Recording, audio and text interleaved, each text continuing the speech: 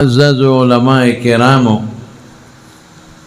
او د دې اجتماع حاضرینو مسلمانانو رونو او د مدرسې په چار دیواره کې محترم خویندو میندو نن دغه مدرسه خدیجة الکبرى للبنات هغه کې د ماشومانو ختمونه دي په دې حاجی آباد سرکی کې او دغه مدرسې خدمت زمون ګران قدر محترم رو جناب مولانا حسین احمد صاحب حفظه الله کوي ورسره معلمین هم دي او معلمات هم دي او حاجی صاحب دی محترم پکور کې دنه دا مدرسه قائمه ده او د ډېرې مودې نه دلته د جینکو د علم د حصول د قرآن او د سنت د هغې خدمت کېږي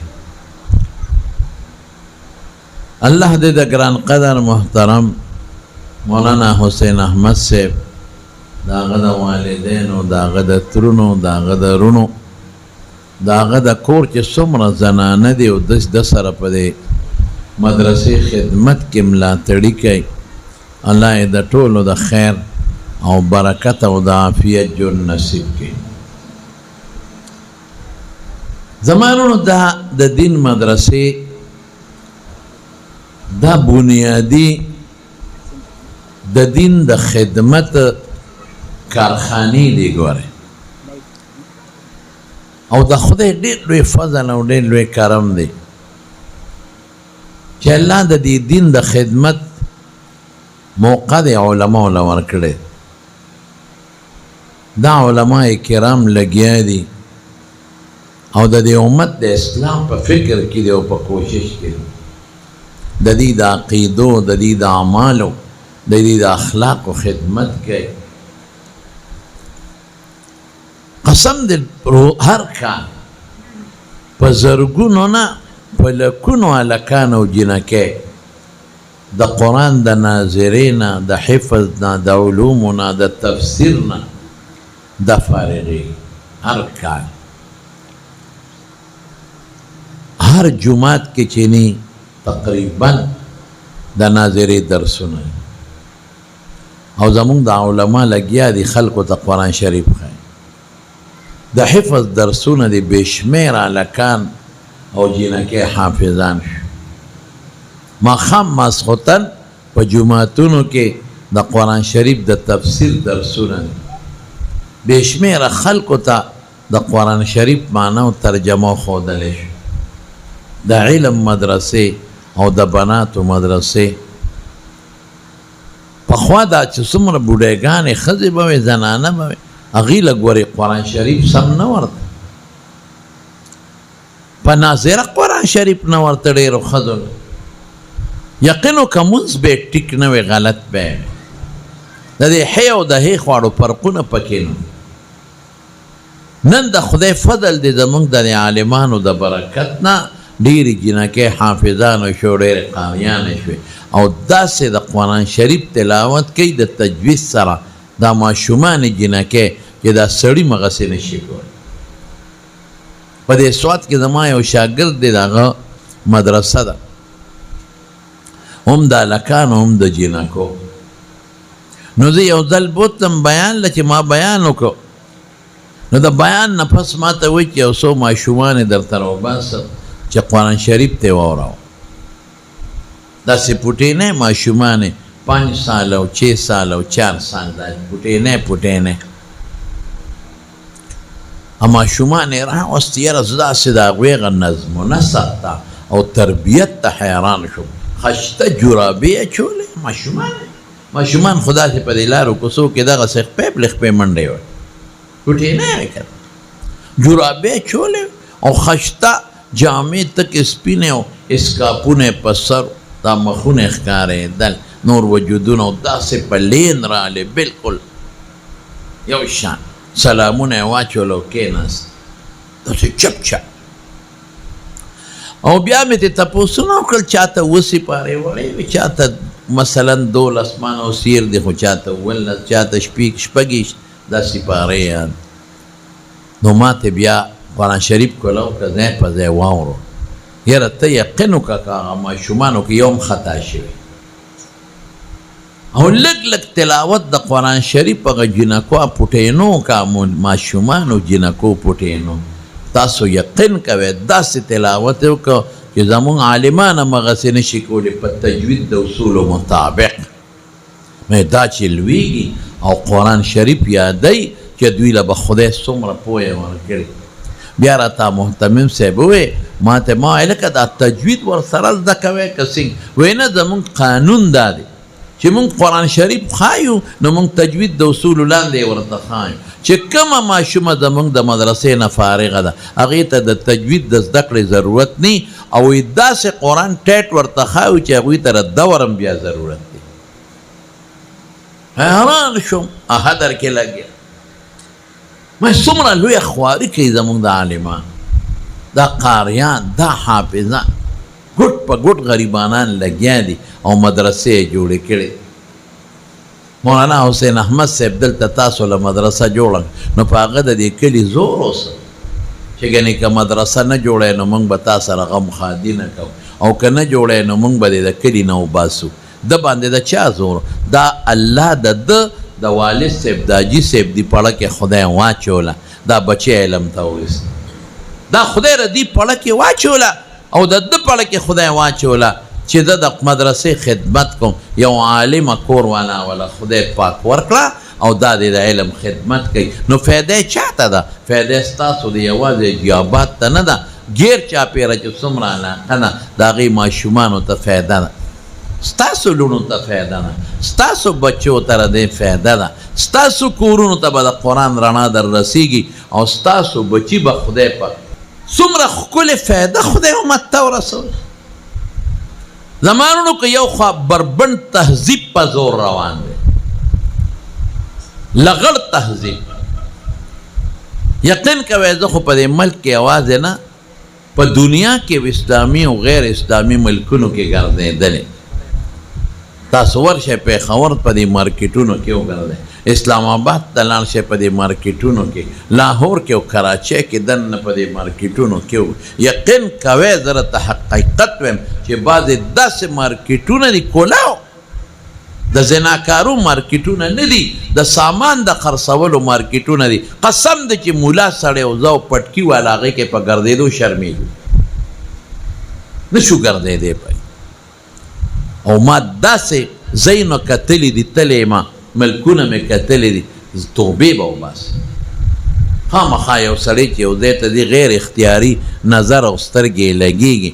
داسې زمونږ نن جنکۍ بربنډې شو دا کشر کل دا نوې تعلیم یافته چې ځان ته وایي چې نن انګریزانې د هغوی نه شرمېږي داسې بربنډې ګرځي نن ستا سوشل میډیا وګوره نن ستا په سکول او په کالج کې کوئی ایجوکیشن دی مخلوط تعلیم دی نن په کالج کې باقاعده په ویډیوګانو کې راغلي تاسو سره په دې نیټ کې شته په چمن کې هلک او جنۍ په یو بنچ ناست دي او یو بل په خوله کې مټۍ او کیکرس ورکوي پردی جنۍ او پردی هلک دا یو بربند سیلاب را روان یو تهذیب یو ګنده را روان دی او دا خلک د خدای نه نه یریږي د خدای قهر نه دا خلک نه یریږي چې الله په دې څیز ډېر زیات غوسه کېږي کفر او شرک بدی شي برداشت کوي خو بربندتوب نه برداشت کوي حضرت ابراهیم علیه السلام چې کله اور ته غورځاو د روح المانی او د خازن او د ټولو تفسیرونو لیکلي دي تاسو یې کتی شئ هغه اور خو داسې و چې غرغنډې یې وایي بلکې بعضې علماو لیکلي چې دومره ګرم و چې مارغه پې د باد بره نه پر نه شو وایي دومره ګرم او حضرت ابراهیم علیه السلام چې غورځوي اوس به څنګه غورځوي د غورځولو په چل ولې چې غورځی خو ته به ورسره ورنږدې کېږي او خو دومره ته و چې انسان ورته نشو نږدې کېدی نو منجنیق یې وله جوړ کړی او پخوا په جنګونو کې استعمالېدل مچوغڼه ورته وی که باڼېچغ ورته وی که ټال ورته وی عبدالملک ابن مروان چې کله حجاج ابن یوسف د عبدالله ابن زبیر د پاره راولېږه رضی الله عنه او هغه په مقام لکوله نو د طائف په غرونو کې دا منجنیقونه خښ کړي ور څومره لري او د هغه ځای نه به پکې دا کاڼي ښودل لکه د توپې په شانتې او هغه به مکې ته راویشتل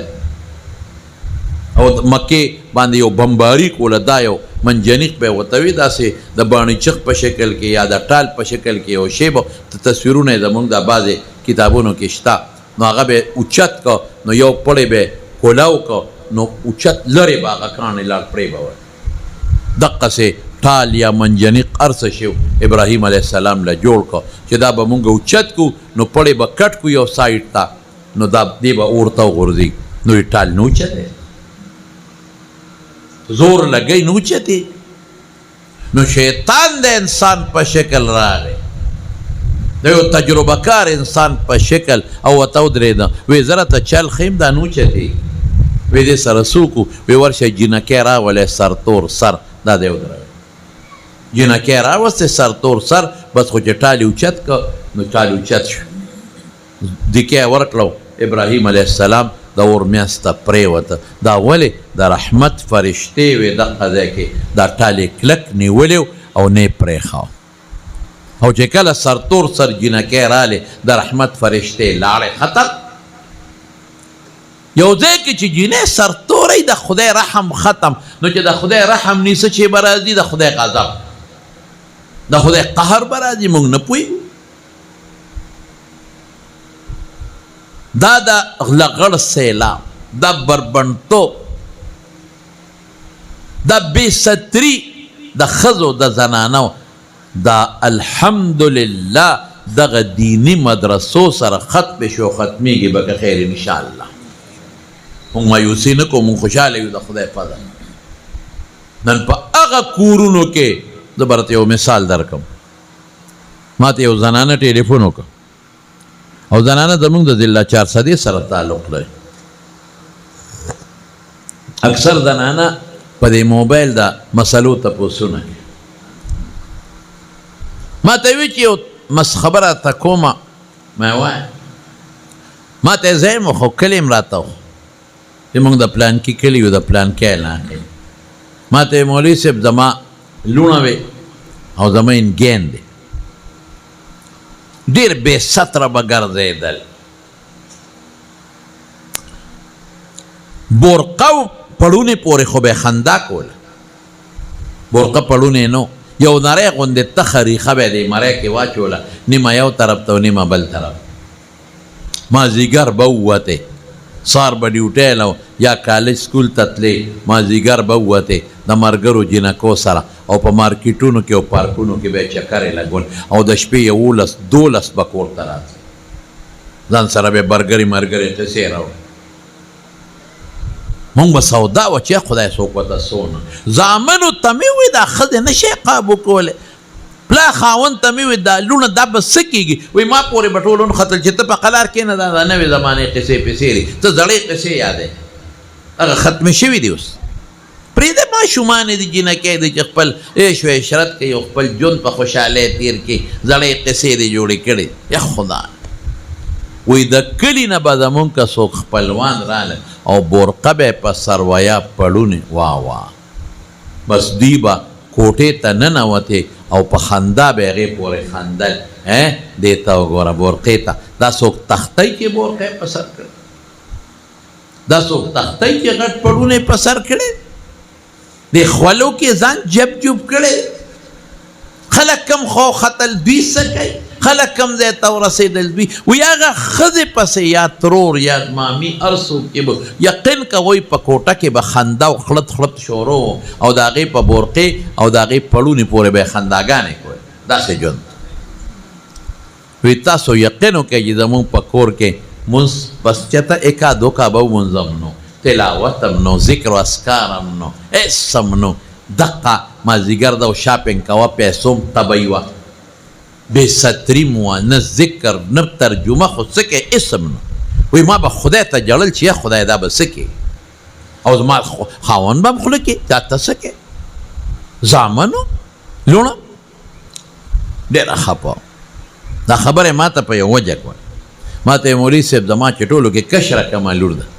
و یو ځل کور ته راله او وایي داسې رپېده یریده او رنګ یې تک زیړ دی ما خدای په جینۍ څه چلو وایي چې کېناسته وایي به ژړلې وي ما ته وایي چې مورې بس زه خو مرمه او بس مې چې څه چلو شو ډاکټر له وینا ډاکټر خبره نه ده خو کالج دی که سکول نه راتلم یو ملګری مې د سهیلې وایي هغې راته په موبایل یو تقریر واوره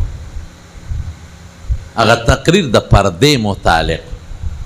او ما ته هغه تقریر ستا او تا تقریر کړی د پردې په دې نیټ باندې شته ما یو ځل د پردې متعلق بیان چې ترجمه کې کړی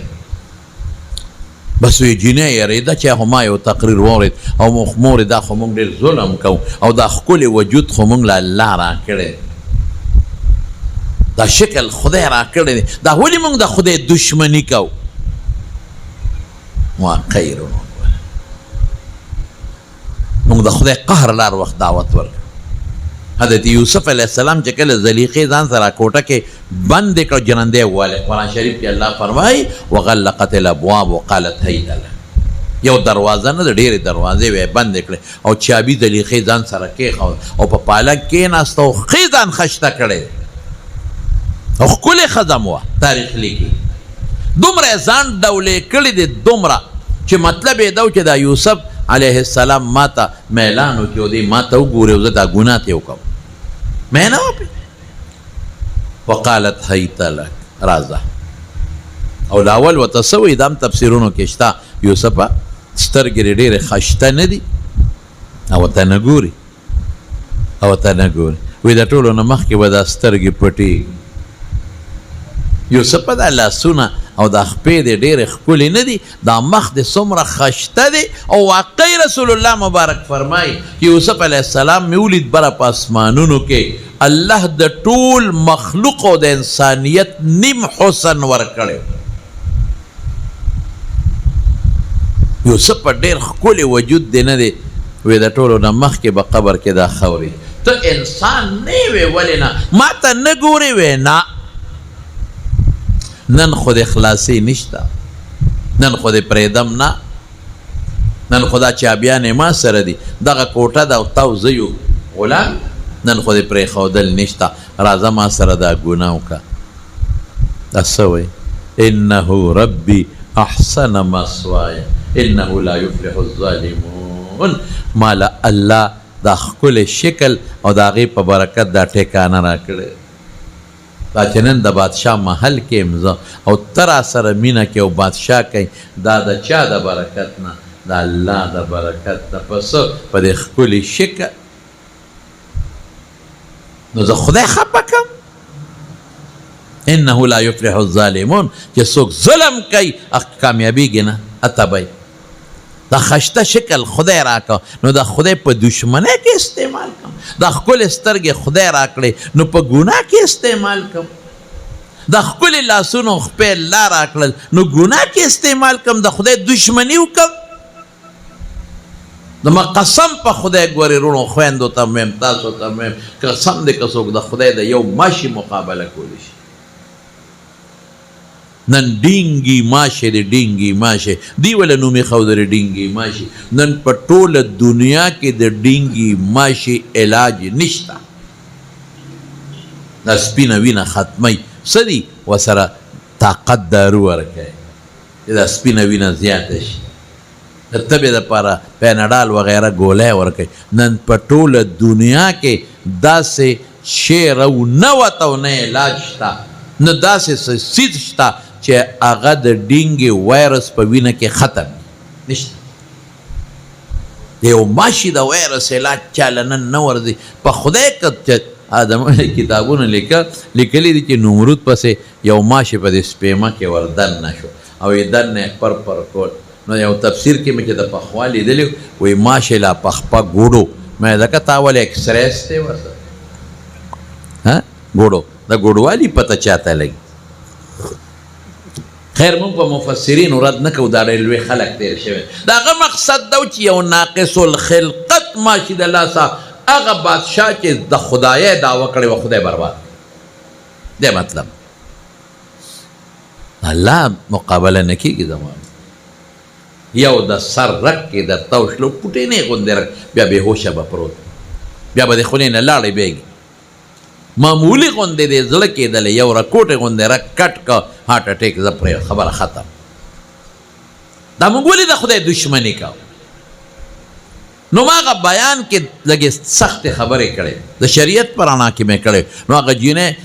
مورې وی داسې راپیدا چې مورې دا خو به مونږ غرق شو، مونږ خو بربنډ ګرځو، دا خو مونږ ګناه کوو، دا خو کینسر بیماري د زیړي یا نور څه زقم راته ونه لګي، دا خو د خدای غضب نازل نشي، دا چت دا کوټه دا به څه کېږي، دا مرګ را نشي. مونږ وی بس راپیدا. وی ما تسلي ورکړه چې بچې زه خو تاسو ته وایم چې پرده کوئ خو تاسو نه کوئ. وی بس مور یا امی ده ورته که هر څه وایي وی راته وی چې بس زه خو مدرسه کې داخلېږم. ډېره ښه ده. هغه ماشومه لور په ټولو کې لاړه مدرسه کې د بنات داخله شو. مور یې وایي مولوي صاحب ستا د بیان برکت. مې زما سري دا د خدای فضل خو جینۍ مدرسه کې داخله شوه د هغې یوې لور د هغه جینۍ د برکت نه الله زما په ټول کور کې نن پرده راوستی. هغه لوڼه وینګین دی چې به په رکوټې لوپټکۍ کې چادرګي کې تلې او بربنډې ساخې ولاندې به ښکارېدې. نن ټولې په غټو غټو څادرونو کې ګرځي، نن اسکاپونه په سر، نن روبند په مخې، نن زما په کور کې قرآن شریف تلاوت شروع شو، نن ذکرونه شروع شو، نن زما په کور کې د قرآن تلاوتونه شروع شو، نن پرده راله د خدای د قرآن تلاوت کېږي. دا د هغه ماشومې لور د برکت نه او د بناتو د مدرسې برکت. وی کله زه ورته ویم چې د خپلو کې ښادي وي نو زه ورته ویم چې د خاوندانو سره م لاړ شئ که او ځان له چې د جامې وي هغه به تلې بلا جګړه وړې بیا تاسو خو بلا جامې وي دا یو ځل چې خلوق واغوندي بیا نه اغوندي د پیسو مې تبی وه. اوس ورته زه ویم چې ښادي د خاوندانو سره لاړ شئ ځان له جامې وي راته وي مور اسراف ته ګناه ده. پیسه بچت شوه، حیا بچت شوه، ماښام نه مخکې راشي ښه مزېدار خپل کور کې خپل تلاوت او کور کې اطمینان او سکون او خوشحالي. دا د بناتو د مدرسې برکت دی او د خدای فضل زموږ د عالمانو نه خدای د دین خدمت لري او د دین کار لري. زه خو پرون مې یو جلسه کې ووی او تاسو ته یې ویم چې تاسو پرې خوشحاله شئ انشاءالله که یو خوا دا لغړ سیلاب د ښځو په تیزی روان دی، یو خوا جاهلیت او گمراهي په تیزی روانه ده، یو خوا مدرسو پسې خلک نن کنځلې سپکې کوي، په ګیرو په پټکو پسې خلک سپکې وی، د عالمانو بد وی، هر څه چې وی. انشاءالله عالمان لګیا دي خپل د دین کار په خپله تیزی کوي. یاد وساتئ 7-8 سال کې بعد واته کاله پس که جمدی وم نو ما ته به ووایه چې مولوي صاحب یو خبره دې کړې وه په سرکي کې په حاجي آباد کې خبره دې ټیک وه، که نوم نو وبه وایه چې یو ملا صاحب دا خبره کړې وه چې انشاءالله په پاکستان کې او بیا بالخصوص زموږ په خیبر پختونخوا صوبه کې داسې کور به ني چې هغې کې به انشاءالله د قرآن حافظ نه هر کور کې به نه. تاسو راشئ ورشئ وګوره. پخوا زمونږ په غونډه ضلع 400 کې د جنکو مدرسه نه وه، غونډه 400 نه په دې صوبه کې نه وه، پنجاب نه نیم خبر.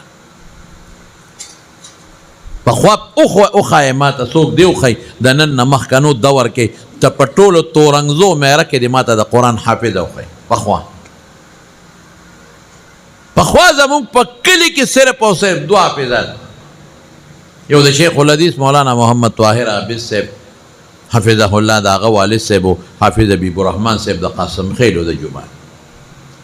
او یو حافظ محمد اسرائیل صاحب د خټ د څه ورته ویل کېږي شفیع الله مولوي صاحب دی والد صاحب. دقه دوه راشه قسم دی که نن زه په خپل کلي کې حافظان شمېرلی شم، نن په خپل کلي کې زه عالمان نشم شمېرلی. پخوا زمونږ په غونډه ضلع 400 کې 2 مدرسې وې د حدیثو د دورې، صرف او صرف 2، یو اسلامیه 400 وه ګورشاه مولوي صاحب دی مدرسه، یو نعمانیه وه. څونه طالبان به د دورې د حدیثو یا لس یا ته، او مونږ خو د چڼو مثال دی. کم علما و پکې چې درسونه د حدیث پې کول، مولانا شیخ حسن جان صاحب رحمت الله دلته نعمانیه کې شیخ الحدیث، مولانا عبدالروف صاحب د ترنو د مولانا حسین احمد بدني صاحب شاګردو لوی عالمو، مولانا اکبر جان صاحب د شیخ حسن جان صاحب رحمت الله علیه والد صاحب، مفتی محمد فرید صاحب مفتی صاحب د مونږ استاد د علوم اسلامیه کې شیخ الحدیث، مولانا روح الامین صاحب، مولانا عبدالرحمن صاحب، د غرونه او دا دلته او طالبان به څومره 8 10 12 بس دا کسان دې نه زیات به نو. دا د حدیث الدقه راشه نن وګوره زمونږ په هر کلي کې الحمدلله د حضور پاک دا حدیث دورې شروع، یو مدرسه نه دوه مدرسې د خدای فضل، او بیا څونه طالبانې مونږ سره پروس کال په دارالعلوم نعمانیه کې 1265 عالمانو د دوره حدیث پټکی تړلې 1265 او سخت کالم الحمدلله 1300 لګ بګ طالبان مونږ سره حدیثو په دوره کې دي د خدای دا مونږ د وطن. ټیک د مخلوق زیات شو ریشو، لیکن علم دا غینه زیات شو. راشه د حفظ مدرسې وګوره، د بناتو مدرسې وګوره، دا د علماء برکت دی. خلک وایي د مولا څه کړي دی، مولا څه وکړه. مولا خو تعالی ګني نشي کرلی او نه د سټابري کرلی شي او نه د ټیپر کرلی شي. د مولا دغه دی چې ستا د عقیدې، ستا د عمل، د اخلاق او د کردار حفاظت کوي. دا علما نه وي او دا مدرسې نه وي، په خدای نن به دا خلک بربند ګرځېدل، نن به د هلک او د جینۍ تمیز په یو بل کې نو. دا د خلک د مولا په جامه کې راپاسي، دا مولا پسې به لګي. ما نن هم په درس کې مې دې ظالمانو ته سود په نظر نه ښکاري چې د سود پسې خبره وکړي.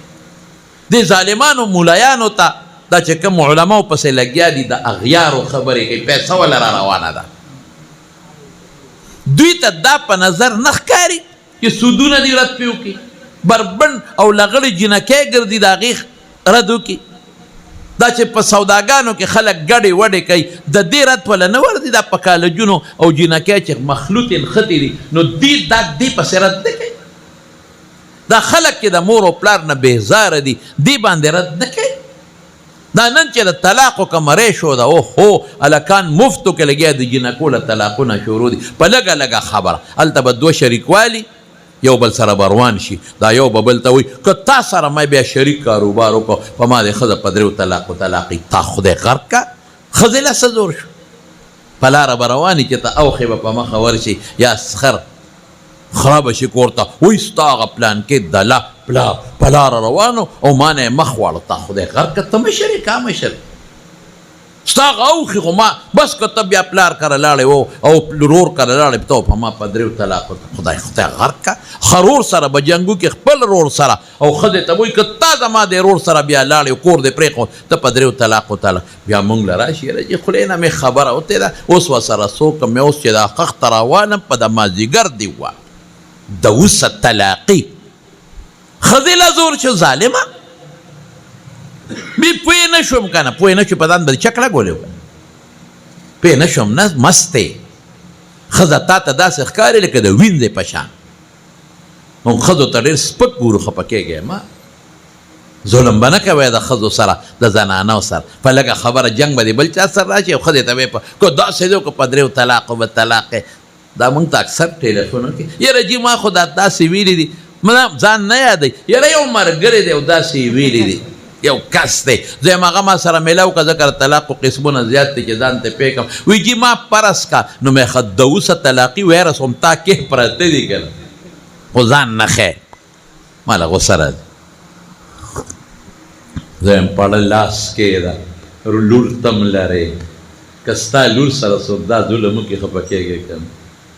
پړه لاس کې ده خور تم لرې که ستا خور سره څوک داسې ظلم وکړي وهي ټکوي او طلاقونه ورکوي نو ته خفه کېږې که نه خفه کېږې. نو ظالمه دا هم د چا لور ده که ظالمه په ډېر محبت یې لویه کړې ده. ظالمه دا جینۍ زما لوڼه پاتې شوي دي ځکه درته وایم په خدای چې ډېر په محبت پلار او مور دا ماشومان یې لویي. پوټې جړی نشي زغمل، ګګرې وله کله روړه کله جامې کله کیړې کله پیزه، ماشومان یې په غېږ ګرځئ. لوی یې کړه او تاله سره د مضبوط سامان د ډبل بیډونو د سامان سره کور ته را رخصت. کم تا مهر کړی دی ستا هغه د ښځې مهر یي مونږ یې ترې قبضه کړو او ستا کور له کالې را خو بار نه دی تللی. تا ته وایي 15 تولې 3 به کې نو خو تا کور لره او د ښځې وخت غریبې پکې وس نی حالانکه دا مهر د ښځې دی که ښځه وایي زه زکات ورکومه دا د کوره راوړه ورکوه که نه د کالي نه به یو ګوتمه خرڅه کړم زکات ستا د پلار ته خو دا خدای کار که دا خو د هغې مهر دی پلار د کوره راوړي پلار د کوره نه دی دا د پلار د کوره راغلی ده دا د عزت دی دا زمونږ به زر برېته وکړو بار چې وځو بیا ګیدړو یو بار هم بیا لکې په پښو کې منډلي او په ښځه برېت ته ظلم به چرې نه کوی ښځو سره بې ځایه مفتو کې لګیا شي ښځې نه چې کړک شي په دا مخ یې ووایي غاښتې وباسي بیا ظالمې ډاکټر له بودي ډاکټر ته غږ مې و چې خاوند والې وایي دا مې غوڅ خوړه نو غاښ مات شوی ډاکټر ماشوم دی په دې نه پوهېږي چې دا غاښ په غوڅ مات شوی دی که په سوک قسم په خدای ظلم اذا ضربتم فاجتنبوا الوجه حضور پاک فرمای ښځې په مخ نه وای دا ګناه ده دا ظلم دا زیاتې د زینت په ځای شامي وګورئ په ښځه نه وای ډول دا زمونږ علما استنباط کوي قیاس کوي که چې مخ د ډول ځای دی حضور پاک منع وکړه نو هر د ډول ځای باندې ښځه ول منع په مخ باندې په سر په سرخونه ښځه ډولی نه سري ګومنځی یې چې سپین شي تورې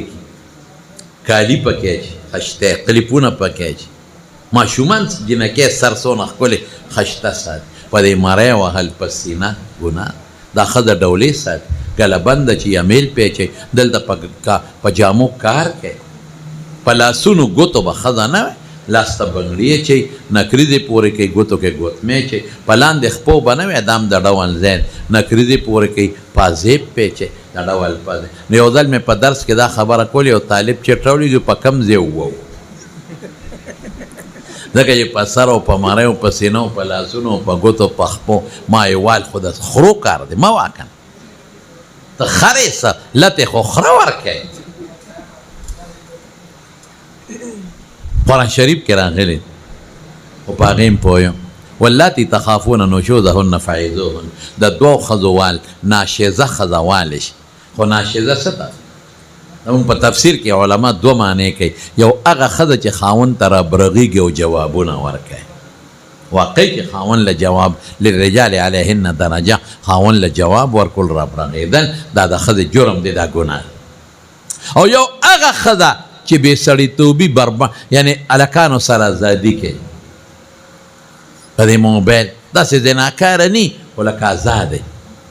داسې بربنډه ده نیمه بربنډه وځي بې لوپټې بې صادره ګرد دا والی شي دا دوه که چای ته توی شو په دې وال نشته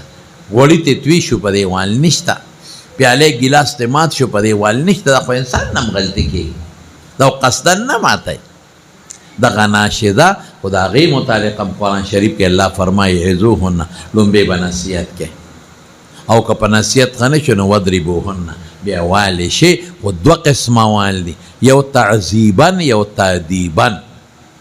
یو هغه وال چې چاله عذاب ورکوي دا منع یو ادب ښودل لکه پلار چې زوی ته ادب ښیي او یو غزار والا ورکوي ادب په نسبت د ادب وال هسې دمکي وي یرولي او تعذیب دی چې هغه یو انسان لکه بادشاه حکومت چې چاله عذاب ورکوي هغه جدا شی دی مونږ ول عذاب ورکو حضور پاک فرمایي د ډول په ځای به نه وی رسول الله مبارک فرمایي ضربا غیر مبرحین سخت وال به م نه کي تعذیب نه تادیب ادب به ورکوي هم دغه دوله نورو له مونږ ډوزه غوبل جوړ کړي یعنې حضرت حقیقت ما ته خلک هله وایي دا بیانونه کوو بیا دا خو دا خلک راته مالګه مساله را پیدا کړي لاسم په خدای داسې خلک ما اورېدلی دي چې ښځې له لاس مات کړی داسې مې اورېدلی دي چې ښځو له د ګرمې اوسپنې داغونه ورکړي دي ظالمه ته امیې څه دا ښځه بلال دی چې ظلم کوي ورسره ظلم به ښځو سره نه کوي رونو ټولو ته او زنانه هم که زه آوازه اوري نو هغې دې په ما په دې خبرو نه مستېږي یو کس راته ووایي ښځې دې راباندې راسورې کړې وې ما نه زه سمه خبره کوم ښځې به هم د خاوند نافرماني نه کوي احترام به کوي عزت به کوي جواب به نه ورکوي خواښې سره به ښکلې ژوند تېروي لکه د مور په شان لیورونو سره به ازادي نه کوي یو ځای به ورسره کوټه کې نه کښېني نه به لاسونه ورکوي نه به وله ستړي مشو کې غاړې ورکوي ګوره نن سبا غاړې م ورکوي نه به ورسره په موټرسایکل شاته کښېني خو د رور په شان ژوند به ورسره دی خواښې به هم د انګور سره د لور په شان ژوند تېری لکه دا زما لور ده او اندروریانو یو بل سره به د خویندو ژوند تېری او ګزاره دې کوي په خپل کور کې د پلار کور د نه پاتې دی اوس دې دا کور شریعت مطابق ژوند تېر کې په خدای خوشحاله خوشحالي به نو زما وروڼو دا ټولې قصې به په څه سمیږي دا به په دقه مدرسه سمیږي هلکان که موږ مدرسو کې داخل کړل د دې نه ښکلی عالمان جوړ شي دا به په خپله ټیکي ټیک ده زموږ په عالمانو کې زموږ طالبانو کې به همداسې وي به په زرو کې یو کس به ټول خو یو شان نه پښتانه وي ځنګل کې هر قسمه حیوانات دا ځاځې مننه شیطان خو شته زموږ د مدرسې نه چې کومې جینۍ فارغانې شي کیدای شي په زرو کې یو جینۍ به داسې وي چې به د ټولو د بدنامۍ ذریعه ګرځي بې پردګي به کوي وغیره خو نه اکثریت په انشاءالله د مدرسو نه چې کوم فارغ دا به د حضور پاک او دقه رنګې د هغه د بیبیانو هغې د اخلاقو یو جلک به پکې وي انشاءالله نورونو دا څو خبرې مې درته عرض کړې